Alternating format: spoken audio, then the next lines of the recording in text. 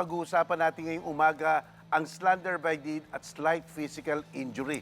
Ang usually naririnig po natin, attorney, yung slight physical injury. Oo. Pero meron din palang Slander by deed. Ano po yung kaibahan nitong dalawa? Kasi alam mo, Grace, paggrabe ng paggrabe yan. Kung ikaw ay na-inflict ng corporal harm, o ibig sabihin, nag-contact sa'yo, Oo.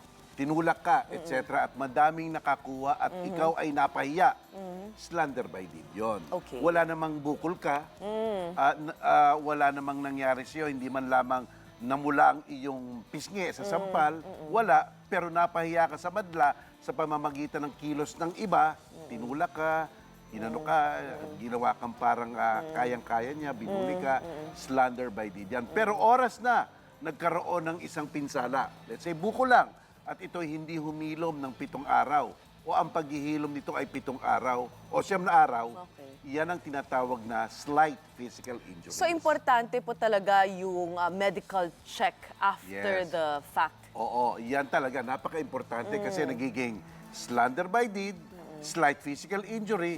Kung ang pinsala ay from 11 to 30 days, less serious physical injury. At kung malalang malala na, let's say naputulan ka na ng kamay, Aba. o kaya talaga ikay nahimatay na, serious physical injuries na yan. Ang susunod na nga dyan, attempted homicide. I see. So pataas ng pataas kung ikaw ay nasaktan. Nakita niyo po yung video, attorney, Oo, kumakalat nakita ko. ngayon sa social media. Without the medical aspect of it, no? Oo. Ano yung nakikita niyo dito? Ito ba ay slander by deed or slight physical injury? Wala naman akong, sa video, hindi naman natin nakita na nabukulan o kaya siguro napahiya lang through the video, no? Pero alam mo, Grace, may ibang anggulo di ba? Yes. Sabi ngayon ni Geisler na hindi ako ang biktima dito. In-upload nila sa ang sabi nila sa akin, kung totoo yung sinabi niya, social experiment lang daw, siya ay napasok doon at in-upload na. So in short, ang parang ang dating sa akin, sinasabi niya, biktima siya dahil parang set up, parang Na-set ginagawa up. to at siya ngayon ang parang lumalabas na masama, pero isang quote-unquote, parang project na social experiment. Well, kung totoo yan, baka nga si Geisler pa Yes. ang merong pwedeng ikaso sa mga nag-upload. Ano yung kaso na pwedeng isampa niya dito sa estudyante? Well, alam mo, abuse of right yun Pwede kang kumuha ng mga pangyayari, ng litrato, ng ninuman, pero hindi mo pwedeng abusuhin at minsan lain ng ibang tao. At hindi mo pwedeng ilagay ito out of context na talagang ang mga nanonood ay nagkakaroon na ng ibang pag-unawa sa nakikita nila. Baka pwedeng lumabas to ng cyber libel. Kasi napulaan, nahamak, nasira ang reputasyon ng isang tao sa pag-upload sa internet.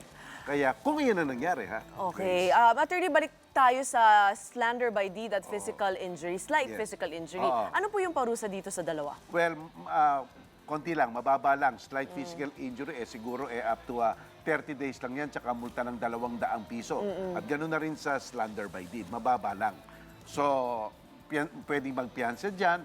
At kadalasan nga, ang West dyan, Grace, nasabi nilang ng korte, ayusin nyo na yan. Oo. Ang gagawin ko lang naman dito, pagmultahin nyo ng 200 kung slight physical injury o kaya Well, obviously, slander by deed.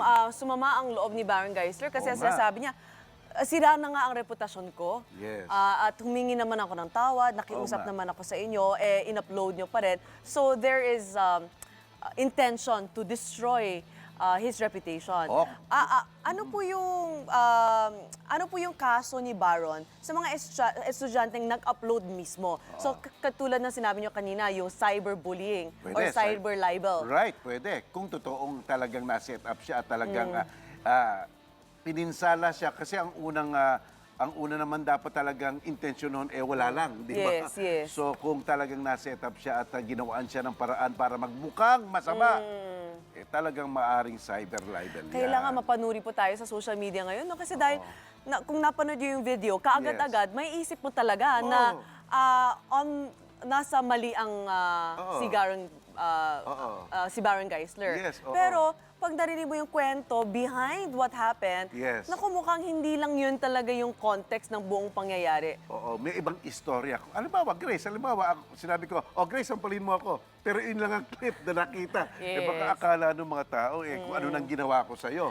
Di ba? Sanang- So, oo. nahamak ako. Yes. So, talagang dapat tignan sa konteksto at malaman talaga kung ano ang kwento behind the clip, no? Mga kapatid, Oo nga. maging mapanuri tayo. At sana magkaayos na rin silang Sana dalawang magkaayos na rin. kampo Oo. at hindi umabot sa korte. Pero bakit kaya, no? Bakit kaya, Grace, si Baron Geisler parating napapasok sa ganitong mga news? Oo nga. Oo nga. Tawagan ko yung manager. Ay, kilala mo? Pareho kami ng manager. Inside scoop. Oh, talaga? Ayan. Be sure to come back. Use 5 everywhere. Copyright 2016.